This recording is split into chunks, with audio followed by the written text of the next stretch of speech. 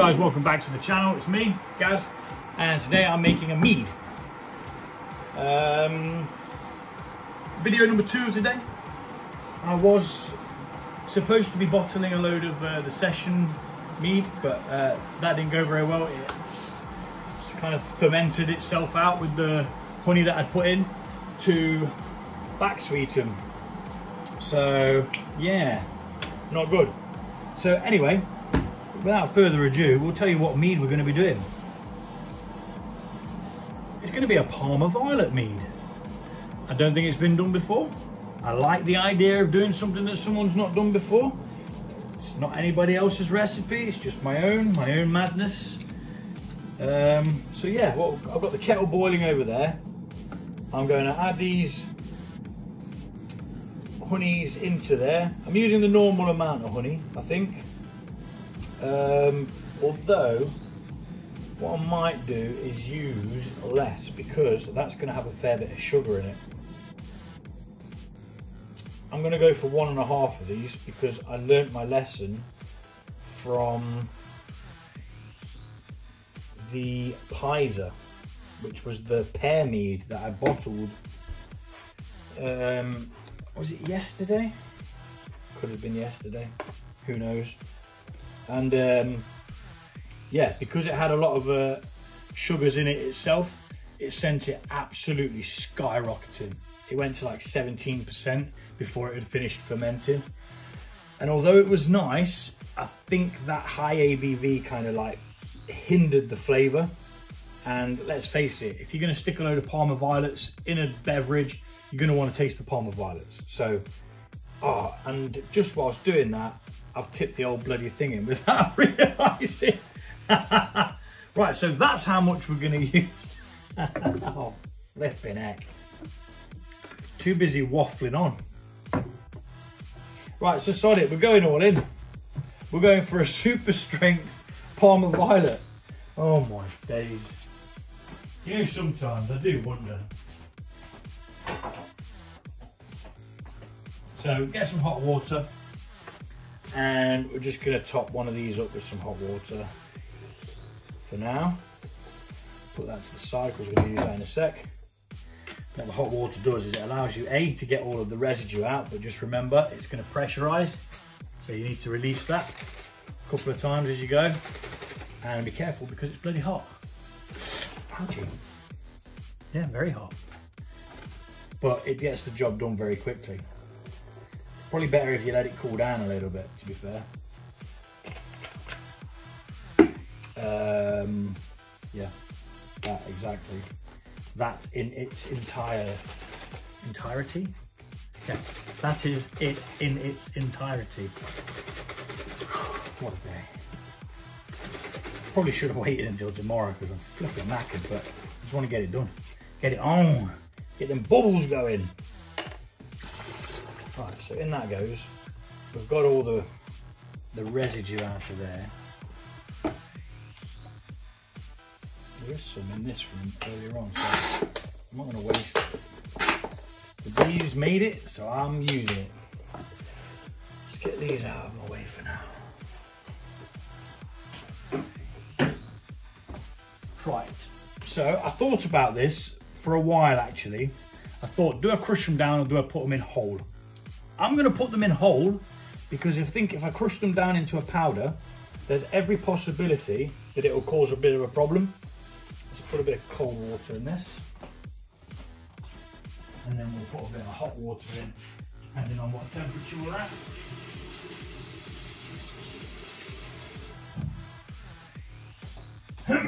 Yeah, so I thought I'm going to leave them in. Instead of it being leaving a chalky residue all over the place, it might be a little bit easier to siphon off later on if they're just put in whole. And by rights, if you were like me and you used to put those fizzy sweets in your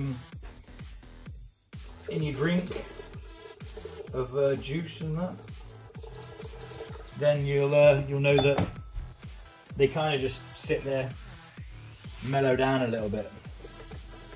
All right. So we're going to get this all mixed in now. Bit of hot water, bit of cold water. It's currently 26, so It's too hot to pitch any yeast, which I need to take out of the fridge. Yep, always organised, as you can tell. And I pray I've actually got some yeast. Oh, come on, do not mess about. You know what? I don't have any mead yeast. I don't believe it. I do not actually believe it. Oh, shit. So, I'll be back in a minute and I'm going to order some from Amazon and hope it comes as soon as bloody possible. Well, that's a little bit less than perfect, isn't it? Flipping it. I've just ordered some, it's going to come tomorrow, so we just got to get this prepped, cover it up. Well, we're going to put it in the demijohn anyway. Stick an airlock on it. Nothing will be able to cause it any issues, hopefully. And we'll bang some yeast in it tomorrow. Oh my gosh. You know, like the one important bloody thing. Now, if I was using raw honey, I could let it just naturally, because the bees bring in yeast particles. Cheers, happy Friday. This is my coffee mead. It's not that bad, but always a critic of my own meads. If I was going to do it again, I would add more coffee, probably a little less honey, just to get the flavour come through a little bit more. So that is the honey mixed in. Excuse the dog, he always comes in when I am doing my shiznay. So I need a little bit more water anyway. We're going to top this up to 4.5 litres. I'll be back.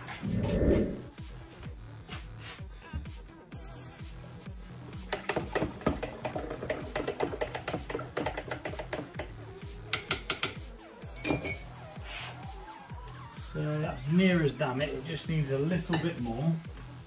I use tap water. You can use bottled water. People have said that using mineral water and spring water is better because it has natural minerals and no chlorine and all that jazz, which, yeah, that's perfectly fine.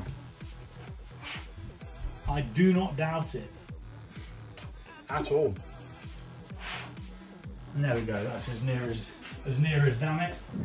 So unfortunately, that is the end of the video because I'm not putting the nutrients in yet and I'm not putting the Parma Violets in yet.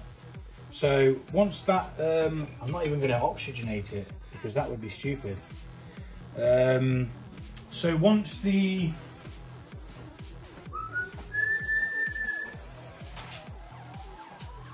yeast arrives tomorrow, what I'm going to do is I'll bang it straight in and get the rest of the video completed.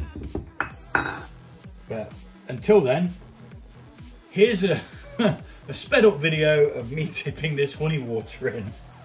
Oh, bloody hell.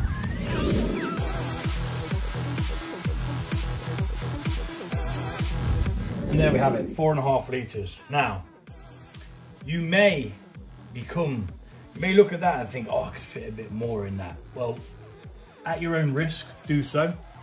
But if it blows off your airlock, there's a chance that everything you've got in there is going to be lost and infected with outside born bacteria and stuff. So keep it at 4.5 litres for a UK demijohn.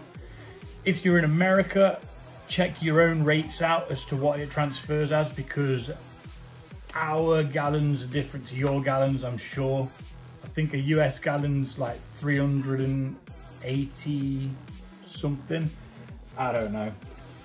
I might find out and put it on the video there, but literally all I'm going to do now is shut shop today because I haven't got any yeast. Well, I haven't got any mead yeast. I do have yeast, I have plenty of yeast. I've got flipping craft cider yeast, I've got beer yeast, but they're no good for what we are trying to do. If we put a beer yeast in this, it'd get to about 7% and then die, and then we'd be left with an absolutely rancidly sweet drink of some sort. Yeah, it'd still be the honey water. It wouldn't be very nice at all. So yeah, we're going to leave it at that. There's no point doing a hydrometer reading. There's no point doing anything. I'm not putting the yeast nutrients in, because if I do, if there's any airborne yeasts in there for whatever reason, it could prompt them to activate. I don't want that.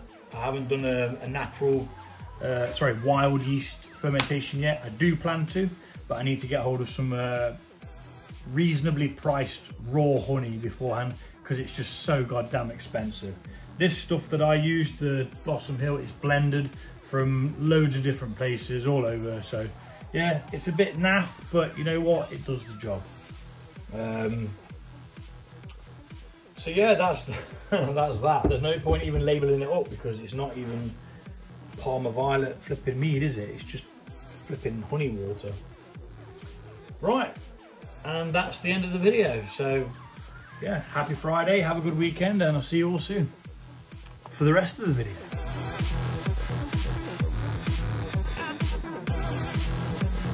Okay, so we're back for part 2 of this, which I'm just going to carry on with the flow. Finally got some yeast. It came a little bit later in the day, but at least it's here. That's what matters. Something peculiar. The airlock started to show positive pressure, as if there was something occurring in there. Now, I don't think the honey that I've used is pure, so not pure, sorry, raw. So I'm assuming that there's some sort of yeast found in there. Don't know how, but anyway, first things first, we're going to remove this airlock from there and stand it up in there, and we're going to oxygenate this, because we're going to be adding our honey in there, yeast in there in a second, and we want as much oxygen in there to begin with as possible. So what I'm going to do is I'm going to depack all of these Parma Violets, and I'm just going to drop them straight in. No fussing about, just straight in, keeping them whole. As I said previously, I don't want them to end up creating any kind of mist or sediment or anything like that. They might do anyway as they break down, but at least we tried not to. So yeah, I'm gonna get all these unpacked.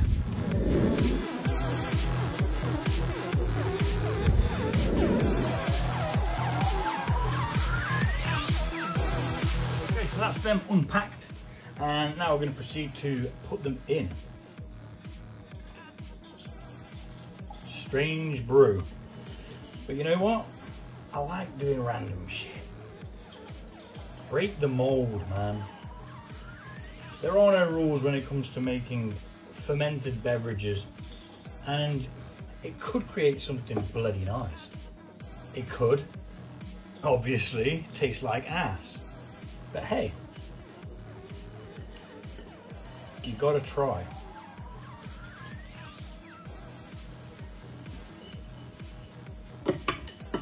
Just had the idea and thought, you know, that's what I'm gonna do. I've had a beer with Parma Violets in. It didn't have as much Parma Violet flavour as I'd expect, so it was all right. Not too bad. Right, so that's that in there. We're going to put some yeast nutrients in. We need 1 level teaspoon per gallon. We've got a gallon batch, so I'll get my jobby here. That's the yeast nutrients. We're going to mix that in. They say that dissolve in water, but I never do, and I always get reasonably good results.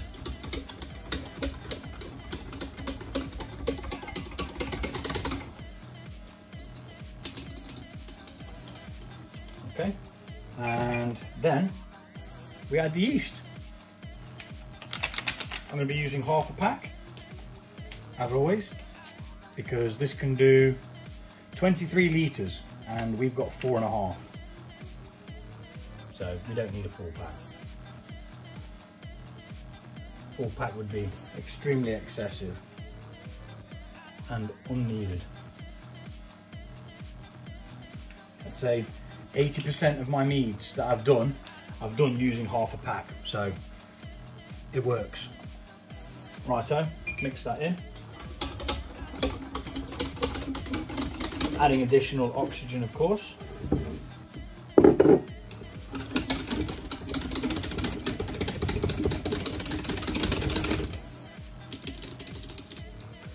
And then we are going to get the bung again and just give it a little bit of a cooler shaker. For a simple reason, there is some of the yeast nutrients on the side there, and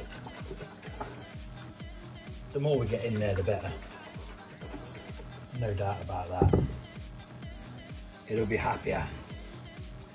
Let's release the bung a little bit. Sort this airlock out. That needs to go in there. What I should have done really is took a hydrometer reading before I put the yeast in, but it don't matter. This has all been sterilised, it's all clean. It'll be okay.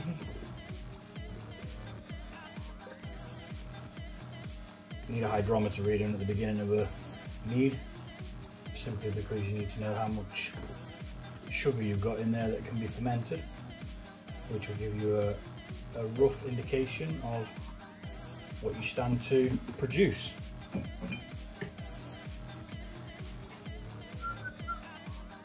Pretty much bang on the one. This isn't taking into account the Parma Violets. They'll release their sugars separately. Hopefully. There's every chance this might not work, because this probably has some sort of potassium sorbate in, or the one that's called benzocaine or something.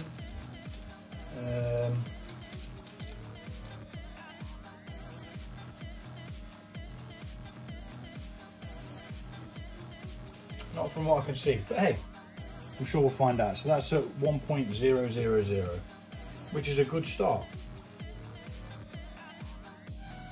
That can go in there because it's been sterilised, and we'll make some notes. And that, people, is the beginning of the Parma Violet mead. Thanks for watching, and I'll see you soon. We'll be checking back on this in about 7 days, see where we're at, and rack it off, give it a taste. Happy days. See you soon.